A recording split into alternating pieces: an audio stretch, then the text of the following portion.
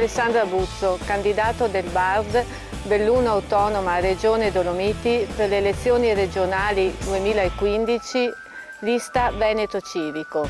Il BARD ha sottoscritto a Roma un accordo con il governo per riottenere il diritto ad una provincia eletta dai cittadini, indispensabile per governare la montagna ed amministrare le future forme di autogoverno, con obiettivo autonomia. Con una provincia elettiva, base per l'autonomia, potremo concretamente credere e costruire un futuro per il nostro meraviglioso territorio, per i nostri figli, per noi, per un debito di riconoscenza verso i nostri anziani che tanto hanno fatto per il nostro territorio. Lavoro, salute, istruzione, viabilità, turismo, agricoltura, una montagna autonoma, sostenibile, viva è possibile ed è questo che noi perseguiamo.